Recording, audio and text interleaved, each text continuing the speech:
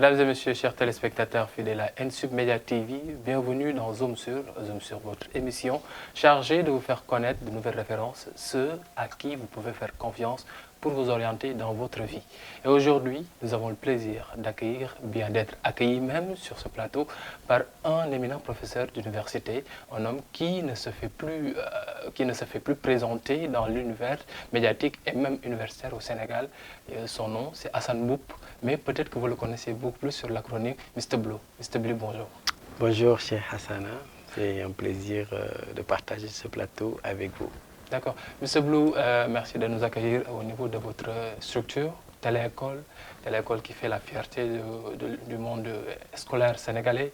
Mais avant de démarrer l'émission, on est le 28 décembre 2018 et qui pense au 28 décembre pense à Serigne Saliou. Vous étant fervent disciple de Serigne Saliou, vous qui êtes passé par Khelcom, quelle est la leçon ou bien qu'est-ce que vous retenez de ce jour? Alors, je voudrais d'abord vous remercier pour cette initiative que vous avez lancée de rendre profitables et rentables les médias autour de votre problématique de prédilection, c'est-à-dire les études, l'école, la formation.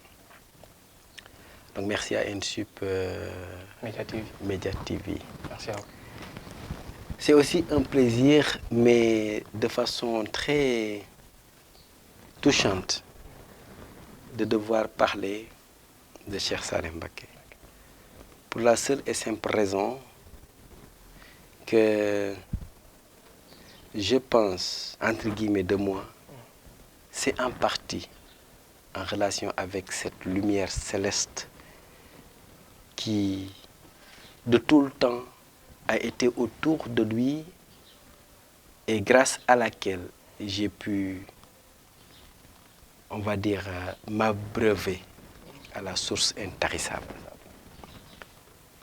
Alors, parler de Cheikh Salim Mbacké à des étudiants ou à des professionnels ou à l'univers du monde est forcément adaptable parce que le personnage était dans une dimension humaine d'abord, avant d'être dans une dimension religieuse. Et qui dit dimension humaine fait appel à la dimension spirituelle, donc esprit. Voilà un homme qui, au-delà de sa carrure spirituelle et religieuse, était d'abord un être humain. Un être humain, ce qu'il a toujours voulu valoriser, c'est-à-dire comment être utile aux autres et comment se rendre utile aux autres.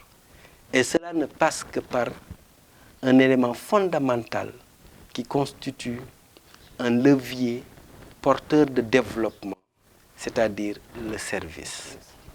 Voilà quelqu'un qui a passé tout son temps, toute sa vie durant, dans le service à rendre à l'humain. Parce que pour lui, de par l'humain, on voit justement cette lumière céleste qui a fait les astres et le tour du monde, c'est-à-dire celle-là du prophète paix et salut. Donc, Cheikh Salim Mbacké, c'est aussi l'éducateur. L'éducateur surtout. Voilà quelqu'un qui a consacré sa vie par effet de sacrifice consenti pour que les gens soient déconnectés des ténèbres de l'ignorance pour aller vers ces astres célestes de la connaissance et du savoir. Et pour cela, il a enseigné, il a fait enseigner, il a éduqué, il a fait éduquer. Et ça, il faut être généreux pour le faire. Il faut vraiment être généreux pour le faire. Voilà quelqu'un, en plus de sa carrure d'homme de sainte piété dévotionnelle, n'a jamais voulu manifester d'un style iota cette capacité intérieure. Il a préféré l'humilité. Voilà quelqu'un qui, durant toute sa vie, a œuvré pour la consolidation des acquis pour la paix intérieure, la paix avec les autres, la paix dans le monde. Voilà quelqu'un qui n'a jamais été pour la discorde. Voilà quelqu'un qui, de toute sa vie, a voulu faire comprendre aux êtres humains qu'il vaut mieux réparer que de séparer. Et ça, c'est des valeurs humaines, en fait. Donc, quand on parle de Cheikh Salim Mbacké, pour moi, c'est parler de la raison, de l'existence même. D'accord. C'est un sujet que je ne peux pas c'est un long sujet qui pourrait hein. prendre toute une émission entière à elle seule. Cheikh Salim Mbacké, la source intarissable, l'éducateur surtout. C'est cet homme qui, à travers Khelcom, a mis de nombreux jeunes, de nombreuses personnalités, même dans la voie qu'il faut. Donc en ce jour, on se rappelle de cet immense homme, de cette source intarissable pour tout Sénégalais ou bien pour toute personne qui se trouve de par le monde. Alors, si on continue dans la voie toujours, vous avez été à Khelcom, et à Khelcom, on sait qu'il y avait cet aspect éducateur. Et vous, après cela, vous êtes toujours resté dans cette ligne. Est-ce à dire que c'est par votre passage à Khelcom que vous vous êtes dit pourquoi ne pas perpétuer cet enseignement ou bien ces valeurs éducatrices qui vous sont inculquées à Khelcom? Alors, mon lien direct avec Khelcom, d'abord c'est Salim Mbacké, mais c'est aussi Hizbut Tarqiyyah, l'institut par où je suis passé de la formation depuis bas âge, en commençant par la recherche approfondie étant même élève. Et je pense que c'est ce qui nous a un peu forgé, parce que je me souviens en classe de 3e, on était dans la recherche, mais vraiment universitaire. Et c'était peut-être impensable, mais bon, c'était comme ça. Et jusqu'à ce que, de par les exigences du temps et de la mission qui nous a été assignée, nous avons été appelés aussi à réaliser un film, je pense, qui a été le seul d'ailleurs à avoir retracé Khelcom de 91 à 2003. Et nous avons fait les 15 Dara, évidemment. Alors, Khelcom, pour moi, c'est un champ d'expérimentation rayonnant au Sénégal, mais qui avait pour objectif, après, de déteindre sur le comportement des êtres humains à travers le monde. Et Cheikh Salim Mbacké, il avait compris cela. Et c'est pourquoi, d'ailleurs, c'était une pépinière qu'il avait déjà installée, mais le rayonnement de cette pépinière, c'est ce qu'on voit aujourd'hui. Qu'est-ce qu'il y avait à Khelcom? Il y avait l'éducation, la formation de l'âme. Il y avait la formation, le fait de transmettre des technologies ou des connaissances à des êtres humains qui en avaient besoin. Et il y avait l'instruction, le fait d'aller à la quête de la connaissance livresque. Voilà les 3 éléments. Et le tout qui était dans un grand ensemble, c'est-à-dire adorer le Seigneur. Alors, ceci forge une personnalité de l'être humain. Ceci forge la personnalité pour l'aider à comprendre qu'en réalité, la vie sur Terre n'a de sens que lorsque l'être humain participe à rendre cette vie paisible, de par la relation qu'il aura avec lui-même, la relation qu'il va avoir avec ses voisins, ses prochains, et la relation qu'il va avoir avec la société. Donc voilà Khelcom qui, à mon avis, a constitué un socle de préparation de milliers et de milliers d'êtres qui avaient comme objectif justement de faire rayonner cette lumière de paix, de connaissance, pour que l'ignorance disparaisse. Et quand l'être humain est au loin de l'ignorance, eh bien, il comprend et il a la valeur de l'appréciation de son acte et de son action dans la vie de tous les jours. Et qu'est-ce qui nous a poussé, nous, de rester sur ce siège? D'abord par devoir. Parce que dans la vie, il faut savoir s'évaluer tous les jours. Quand la nuit tombe, cette introspection qui est... et que l'on prépare le lendemain, on doit pouvoir se dire qu'est-ce qu'on a fait, comment on l'a fait et comment devons-nous corriger. L'être humain qui est humble doit savoir, comme le dit Cheikh Salim Mbacké, qu'en réalité, qu'il a tellement d'urgence sur son propre être qu'il n'a pas le temps d'aller chercher les vices d'autrui. Et ça, c'est Cheikh Salim Mbacké. Ouais. Donc oui, faire ce que nous avons appris à l'époque, eh bien pour nous c'est un sacerdoce, mais c'est aussi un défi de ne pas tomber dans le piège de l'orgueil et de la réussite entre guillemets qui donne des ailes, alors que la vraie réussite est celle-là qui pousse l'être humain à densifier son intérieur vers le bien, en évitant le mal et en servant les autres pour être en harmonie dans la vie. D'accord. Mr. Blue, je continue toujours dans cette lancée. Vous avez été à Khelcom, monde rural, si on peut le dire ainsi. Après cela, il y a cette transition où vous entrez à l'université et après vous êtes choisi comme parmi les, on peut vous considérer comme parmi les pionniers des alumni. Ces jeunes qui sont choisis par une sélection assez minutieuse faite par l'ambassade des États-Unis elle-même. Vous avez eu à faire une formation et être parti aux États-Unis, passer du temps là-bas. Pourquoi ne pas être tombé sous le joug de la mondialisation, mais vous êtes toujours resté accroché à cette culture? Parce que d'abord, il y a d'abord cette densité de la formation. Quand on forme un être humain, on commence par former son âme. La formation de l'âme est assujettie à la règle de l'harmonie entre le spirituel et le temporel. Donc l'être humain parvient à détecter le bien et le mal et à pouvoir s'apprécier.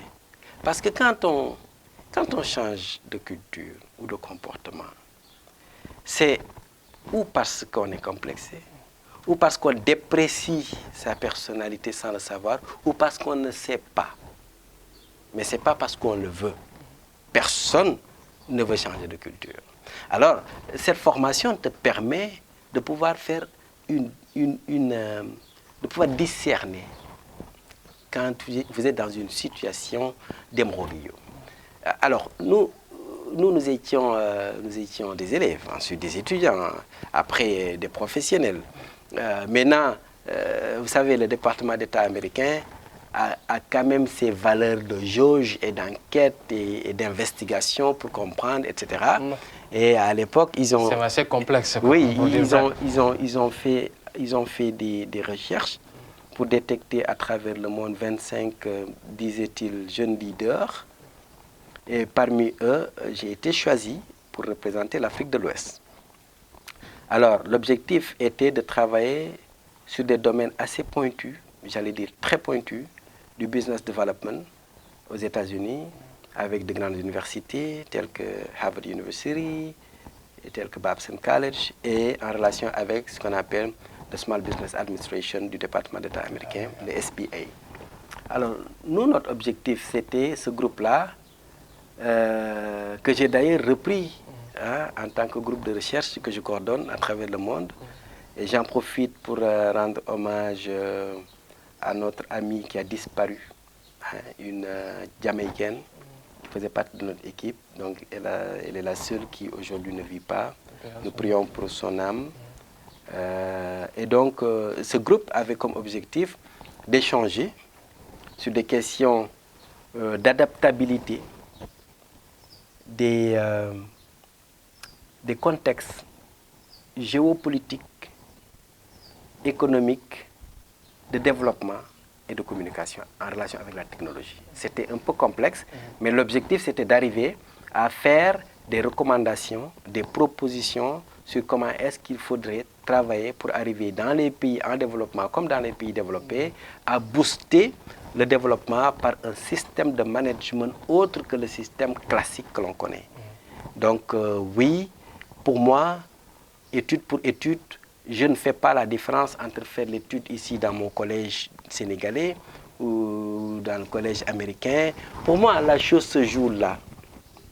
Même si les moyens, quelquefois, peuvent diverser. Et les moyens, en réalité, c'est quoi?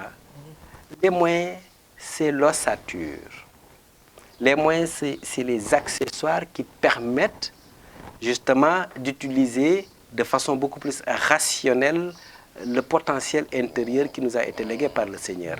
La science. Et ça, on n'a pas besoin d'être américain ou français ou d'aller à Harvard University ou à chez Anta Diop. C'est là. Mais beaucoup de jeunes vous diront, Mr. Blue, que le système est dépassé ou caduc, ou bien le système n'est pas adéquat à ce dont on attend de ces jeunes-là aujourd'hui. Quel système? Le système d'éducation. Du Sénégal ou de l'Afrique? Oui, en fait, j'avoue que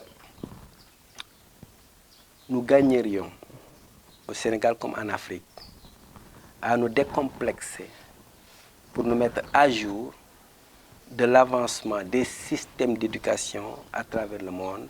Et pour ce faire, la première des choses, c'est de nous décoloniser mentalement.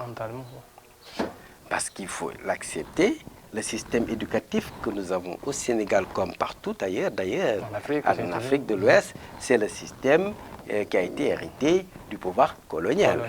C'est vrai que d'éminents professeurs y ont travaillé pour y remettre de l'ordre, pour assaisonner la sauce, mais de toute façon, je pense qu'il faut une révolution intellectuelle pour arriver à casser ce rythme, à déconstruire, pour reconstruire et avoir un système adéquat. Donc les assises nationales qui sont tenues entre 2012 et 2014 n'étaient pas adéquates? Ah si, les assises ont vous savez, c'est comme un chercheur. Quand vous êtes dans le monde de la recherche, ce que vous trouvez, vous avez, vous, la conviction de la véracité de la chose et de son effet positif pour un résultat. Vous avez trouvé. Encore faudrait-il passer à l'applicabilité. L'applicabilité de la chose. Alors, c'est la même chose pour les assises nationales. Les assises nationales ont été pertinentes, ça on sait. Moi-même, à travers Télé-École, j'ai participé pour la partie médias et éducation, etc. et tout. J'en profite pour féliciter le professeur Abdou Salam Sall, qui en était le président, ancien recteur de l'UCAD, et le ministre de l'Éducation nationale. Mais il faut dire que c'était déjà un pas. Maintenant, il faut oser, il faut aller de l'avant, et il faut faire ce que j'ai dit, il faut oser déconstruire. Il faut oser pour reconstruire. Il faut oser balayer devant chez soi pour pouvoir rebâtir quelque chose de nouveau. Il faut oser déconstruire. Et la déconstruction, vous savez, elle est plus facile, c'est vrai, en termes de temps, mais en termes d'impact, pour aller dans une approche de reconstruction, oui, ça demande du temps. Et peut-être c'est là où, évidemment, excusez-moi, je vois qu'il y a beaucoup à faire. Je ne suis pas, on va dire, le Messie pour dire voilà comment il faut faire. Il faut quand même dire que c'est quand même d'éminents experts et professionnels, professeurs, qui étaient autour des assises. Ils n'ont pas réfléchi pour rien. Bon, maintenant, reste l'application de la chose. Il y a des choses, il faut du temps. Oui, d'accord. Mr. Blue, tout à l'heure, vous avez un peu chatouillé la question, c'est-à-dire par rapport à vous, pas la question même, mais votre visage de technicien, votre visage de personne animée par cette envie de toujours faire vivre la science.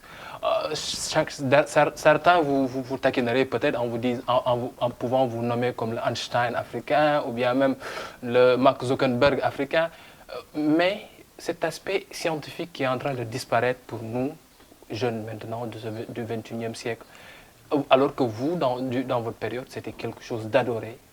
Et lorsque le président Sall dit qu'il veut faire du Sénégal un hub scientifique, qu'est-ce qui bloque? Où est-ce que se trouve? Est-ce au niveau des mentalités ou bien est-ce au niveau de l'éducation? On revient toujours à l'éducation. You touch the point. Au niveau des mentalités, c'est capital. C'est vraiment capital. Vous savez, la science, ou dans son approche homologuée, comme à l'école, ou dans sa valeur d'essence. Ailleurs, c'est d'abord dans sa valeur d'essence. Ici, c'est d'abord dans son approche homologuée. On a fait fac sciences, on a fait maths, on a fait sciences physiques, on a fait informatique, on dit sciences. Ça, c'est, à la limite, c'est vraiment le dernier maillon de la science. Mais la science, la vie est d'abord science. entre la Terre et les étoiles, les astres, tout ce qui s'y passe, entre l'air, entre la lumière, tout est science. Donc, que faut-il faire? À mon avis, à mon humble avis, il faut commencer par pousser les enfants à aimer aller vers l'exploration. Que les gens ne se contentent pas d'apprendre pour réciter. Et vous savez, c'est ma conviction. Et ça a toujours été ma conviction. Quand je lançais le Forum des jeunes CRAC en 2005, j'avais dit, au Sénégal, nous avons des génies. Ne les attendez pas à l'école. Ils sont ailleurs. Mais parce qu'ils sont ailleurs, et parce qu'ils n'ont pas été à l'école, et donc ils ont besoin de normalisation. Et c'était l'objet de la foire, du Forum des jeunes CRAC. C'était prendre ces jeunes qui vivaient dans l'ambiance scientifique quotidienne, mais qui ne pouvaient pas justifier les résultats. Et ces jeunes avaient besoin d'universitaires pour normaliser. Alors aujourd'hui, c'est cette jonction qu'il faut faire. Il faut commencer à bas âge à pousser les jeunes à croire en eux-mêmes, d'abord. Mais cela ne suffit pas. Il faut une volonté politique. C'est important. Il faut que l'État, que les structures se disent ce que font ces jeunes-là est certes bien, mais ils ont besoin d'accompagnement. Et le premier palier de l'accompagnement pour l'approche scientifique, la recherche du savoir scientifique vers la découverte, pour moi, ce premier palier-là, c'est le fait de mettre en place une plateforme d'épanouissement pour les sciences. Et la plateforme d'épanouissement pour les sciences, ce n'est pas une télévision de musique. Non. Ce n'est pas non plus une radio de film sonore. Non. Ce n'est pas des stades, j'ai rien contre le foot, la lutte, mais ce n'est pas des stades de lutte, quoi. C'est pas de l'entertainment. Non, ce n'est pas du entertainment, c'est pas ça. Pour moi, cette plateforme d'épanouissement pour la valorisation de la science, depuis sa valeur d'essence et dans son approche homologuée, c'est mettre en place un environnement de recherche scientifique. La recherche scientifique, pour moi, ce n'est pas post-bac. Et c'est là où, au Sénégal, comme en Afrique, nous pêchons. Ce n'est pas post-bac, c'est depuis l'enfance. Mr. Blue, par rapport à ça, bon, moi, je me dis donc, peut-être qu'on a un souci. Il faudrait reprendre à zéro, donc. Parce que ici au Sénégal, c'est le diplôme. Avant de parler d'autre chose, de parler de recherche, on vous dit que vous avez quel diplôme ou quel autre. Mais je vous dis, c'est catastrophique. Maintenant, comment doit-on faire? Mais les pays qui émergent, les pays qui sont au devant de la scène, les États-Unis, le Japon, l'Inde, la Suède, eh bien, c'est des pays qui se disent, OK, on travaille sur l'approche gare. OK? Tous ceux qui sont dans le management savent, ils vont pouvoir te réciter ça, ok? Gestion, accès sur le résultat, gare. Ils vont réciter, ok. On va parler de management stratégique, ok, comment on fait tout ça. Mais l'approche gare, c'est ce qui fait avancer les autres pays. C'est de se dire, on a un target point, un résultat à atteindre. Donc tout se joue autour de cet objectif de résultat à atteindre. Et non pas du diplôme à recevoir. Le diplôme est une présomption de connaissance. Le diplôme. Nous avons nous pensons que de par ce parcours, que vous avez en principe le savoir nécessaire pour répondre à telle aptitude. Donc, diplôme. Présomption de connaissance. Il y a un gap entre le diplôme et l'aptitude. Les pays développés travail, aptitude, diplôme, accompagnement. Donc, où se trouve le problème? Les gens vont se complexer à travers le diplôme non reçu. Et donc, du coup, les autres vont penser que par le parcours du diplôme, tout se joue. Et ils vont se rendre compte, une vingtaine d'années après, qu'ils ont le diplôme, mais qu'ils se disent, mais zut, qu'est-ce que je dois faire? Est-ce que l'exemple le plus patent n'est pas seulement de voir au marché Sandaga, il y a de ces baol qui n'ont pas de diplôme, mais qui font marcher leur business, alors que peut-être qu'ils n'ont pas appris le management, ils n'ont pas appris faire des études en commerce international. Bon, c'est peut-être un exemple, hein, mais moi, en tant qu'enseignant-chercheur, je ne peux pas non plus prêcher pour justement la négligence des études. Au contraire, je demande à ce que les étudiants justement mettent le paquet dans les études, mais qu'ils le fassent avec un objectif dès le départ. Je fais le management, mon objectif n'est pas d'aller réciter des leçons pour qu'on me dise un jour, nous avons organisé au Grand Théâtre la cérémonie de remise des diplômes, vous êtes diplômé. Non. C'est de se dire, est-ce que ce que je suis en train d'apprendre est réellement assimilé? Sinon, allez, je vais au charbon. Je vais au charbon. Aujourd'hui, moi j'aurais été, je dirais, ministre de l'enseignement supérieur ou de l'éducation ou je ne sais rien. Je ne sais quoi. C'est pas ce que je veux non plus. Hein. C'est vraiment le conditionnel, mais vraiment, je suis nul en politique. Hein, donc c'est vraiment pas mon domaine. Hein. Alors, j'ai vraiment aucune attente là-dessus. Okay? Moi, je suis dans l'éducation et la formation et le développement. Alors, mais je dis, pour moi, j'aurais envoyé les étudiants dans les champs. Au lieu d'aller chercher un stage dans un bureau avec une cravate, non, je l'envoie dans un champ.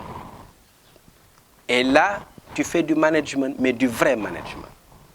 Et c'est pourquoi, mais nous, Sénégalais, on reçoit, combien de fois est-ce que j'ai reçu, à travers mes consultances dans les ONG, à travers le Sénégal, des stagiaires américaines, des stagiaires italiennes ou italiens, des stagiaires français qui nous viennent des plus grandes universités, qui viennent pour aller au champ. Mais vous pensez que c'est gratuit, mais non, c'est pour se former. Donc pour moi, autant il faut chercher à avoir le diplôme. Oui, c'est important la reconnaissance, mais l'aptitude d'abord. Et ceci va plus loin.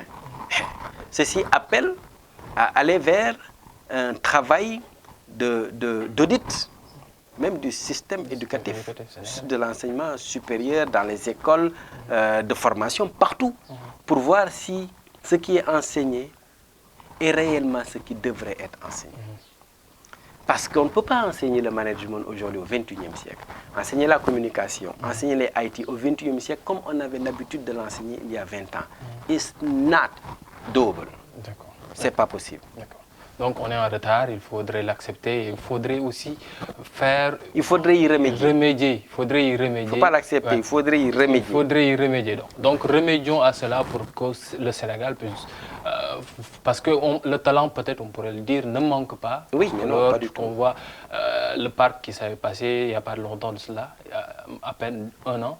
On a vu des jeunes qui sont partis, qui sont sortis de Mariamaba, du Britannique militaire, faire des robots qui ont fonctionné. Donc le potentiel est là.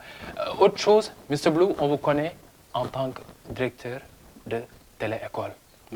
Pourquoi ne pas avoir mis en place une télévision commerciale, une télévision à but entertainment, pour dire ainsi, mais une télévision scolaire, 100% éducation? Alors ça, mais d'abord parce que... La première, la première en Afrique, la première mais télévision parce que moi, éducation. I love having a dream, you know. J'aime ça, rêver. Mais, comme disait l'autre, le rêve d'un manager se transforme pour avoir des orientations de vision. Et la vision d'un manager, c'est un rêve éveillé. C'est différent du rêve dormant. C'est que pendant qu'on rêve, on se projette dans le temps pour fixer des limites avec des objectifs. Et après, on s'arme de missions et d'objectifs pour aller vers ce target point-là. Et moi, le rêve, c'était de dire où va le monde. Vous savez, on ne peut pas faire ce monde restant isolé dans notre petit coin qui s'appelle Sénégal, sans tenir compte de la mondialisation. It's not possible. On ne peut pas faire ce monde-là. Et moi, je me disais, où va le monde? Le monde, se fera de façon irréversible avec le développement des technologies. On n'y peut rien, c'est crescendo, comme ça. La courbe, ce sera... Oui. Donc, où se trouvera maintenant le vrai challenge? Est-ce que ce sera dans l'outil? Ou est-ce que ce sera dans ce que l'on va mettre dans l'outil? Et là se pose la vraie bataille, c'est-à-dire la bataille du contenu. Et je me suis dit que là où il faudra s'investir, c'est s'investir dans ce que l'on sait faire. Moi, si je m'investis ici dans la musique, ou dans la danse, ou dans le foot, ou dans l'entertainment, je n'aurais pas réussi, parce que je ne m'y connais pas. Ce n'est pas votre domaine. Par contre, l'éducation, l'enseignement, le développement, that's my business. Et pour ça, j'ai dit, si on laisse l'élément primordial qui aujourd'hui phagocyte le peuple de façon irrémédiable, c'est-à-dire les médias. Si on laisse ces médias-là intégrer des contenus qui ne sont pas en adéquation avec ce que nous, on veut que l'éducation soit, mais ça veut dire que c'est un suicide anticipé. Donc, ou c'est laisser couler, ou agir. Et pour moi, agir, c'était de mettre du contenu éducatif dans les médias.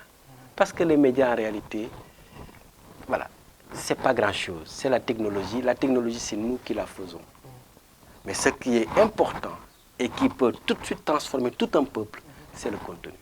Le 15 février 2017, lors de l'inauguration officielle de Téléécole au niveau du Grand Théâtre, on a vu phagocyter, la télé a phagocyté tous ces établissements. La présence du ministre et de beaucoup d'autres personnalités, à commencer par le président directeur général, M. Mazid Ndiaye du GRADEC, qui était là aussi. Est-ce à dire que la société ou bien la population sénégalaise a répondu à votre appel? Mais écoutez, ça c'est une très bonne question. Parce que combien de fois ai-je entendu des gens qui viennent nous dire « Mais où étiez-vous » alors que ça a été créé quand même en fin décembre 2012. Le 6 décembre 2012, ici derrière Sacré-Cœur, j'ai appelé la presse et j'ai dit « Nous allons faire une télé éducative ». Personne n'y croyait. J'ai dit bien personne. Les gens se disaient « Ou il est fou ». Où j'ai dit, ok, mais c'est comme ça en fait. Et c'est comme ça. Vous savez, quand Martin Luther King disait qu'il avait un rêve, que one day, ses enfants, the son of the ancient slave will be around the table of brotherhood with the son of slave owners. Mais quand il le disait, les gens avaient dit, mais attends, mais il rêve là. Ouais. Qu'un jour, des petits-enfants des anciens esclaves et des petits-enfants d'anciens propriétaires d'esclaves se mettraient autour d'une table de brotherhood. Les gens disaient qu'il rêvait. Peut-être que lui, il n'a pas assisté à ça, mais ça s'est réalisé. La vision, c'est ça. You got a target point et vous travaillez pour l'accomplissement de cela. Mais, donc, quand tout le monde est venu au Grand Théâtre, le sentiment que j'ai eu, ce n'est pas un sentiment de... Oh, je suis content. Non, au contraire, je me suis dit, ok, maintenant, now is the challenge. Ouais. Maintenant, le grand défi. Parce que les gens, on les a appelés à l'éducation par l'exploitation des médias. Ils y ont cru. Maintenant, il ne faut pas décevoir. Et c'est en cela que j'ai fait. Nous avons fait. Parce que Téléécole, bon, peut-être qu'au début, on peut dire, oui, Mr. Blue, mais ce n'est pas moi, en fait. C'est vrai, j'en suis le promoteur, mais c'est tout le monde. Parce qu'aujourd'hui, si on n'a pas les écoles, on n'a pas Téléécole. Si on n'a pas les parents d'élèves, on n'a pas Téléécole. Si on n'a pas les enseignants, on n'a pas Téléécole. Donc, c'est le peuple sénégalais. Donc, et c'est pourquoi on en a fait une télévision à but non lucratif, c'est-à-dire total gratuit. Bon, évidemment, les gens me disent, gratuit, vous faites comment? Écoutez, on n'a pas fait du management, business management pour ne pas savoir comment faire rouler un bon business in a sustainable way. We know. Et c'est pourquoi on sait comment le faire. Ouais. Okay? Mais donc aujourd'hui, cette télé qui est la première en Afrique est une fierté pour le peuple sénégalais. D'autant plus qui est copiée même au Mali. Oui, au Mali et puis au Maroc aussi. On a, parce que nous avons créé ce qu'on appelle l'Union internationale des télévisions éducatives francophones. Alors, j'ai été élu président et mon mandat, c'est de faire en sorte que l'Afrique et les pays qui en ont besoin aient des télévisions éducatives pour un peu balancer, entre guillemets, la médiocrité devant l'absolu besoin de connaissances et de quête de savoir. D'accord. Monsieur Blue, ces jeunes qui vous regardent devant la caméra, qui sont assis devant le smartphone ou bien devant leur petit écran, en train de vous regarder, quand vous leur dites qu'il faut savoir s'investir, avoir un rêve debout, un rêve où il ne faut pas fermer les yeux, mais un rêve où il faut voir plus loin que le bout de son nez, comment est-ce qu'ils vont s'y prendre? Quelle est la citation ou bien l'explication que vous pourrez leur apporter? Écoutez, j'ai récemment publié il y a 2 semaines une citation sur mon post en disant que les choses faciles ne sont pas durables et que les choses durables ne sont pas faciles. C'est une approche bipolaire, à ligne parallèle, entre la durabilité et la facilité. Elles ne se rencontreront jamais. Donc, accrochez-vous. Moi, c'est mon message. N'écoutez pas ceux qui vous diront « c'est pas possible ». Soyez patient, oubliez l'argent, sacrifiez-vous, bossez, travaillez, étudiez, n'ayez pas de complexe. Moi, c'est ça. Pas de complexe. Pour moi, le message, c'est ça. Les choses faciles ne sont pas durables. Et les choses durables ne sont pas faciles. Donc, jaugez, évaluez chaque fois que vous allez vous investir dans quelque chose. Si c'est trop facile, tout roule bien, be careful. D'accord. Donc, chers téléspectateurs, vous l'avez entendu, be careful. Soyez patient, soyez vigilants et soyez décomplexés. Une dernière question avant d'arriver à la fin. Pourquoi Mr. Blue?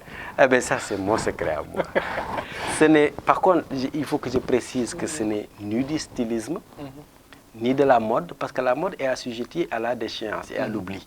Quand on parle de mode, ça veut dire que demain vous changez. Si je suis tout le temps bleu, ça veut dire que ce n'est pas de la mode. Ouais. Ce n'est pas du stylisme non plus, parce qu'on cherche quoi? Ce n'est pas lié à votre ligne vestimentaire qui est tout...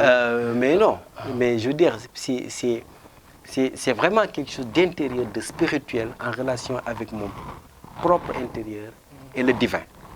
Et ça, ça me concerne. Et comme ce n'est ni du stylisme, ni de la mode, ni de la politique, je n'ai pas besoin de promotion. D'accord. Donc, ça restera un secret de polichinelle. Mr. Blue, gardons donc Mr. Blue. Chers téléspectateurs, nous arrivons à la fin de cette émission que j'ai eu l'immense plaisir de vous présenter ici à Téléécole, la télévision 100% éducative et la première télévision africaine dédiée à l'éducation. Be careful, soyez heureux, soyez vigilants et soyez surtout décomplexés car les références l'ont fait eux aussi. Merci et à bientôt.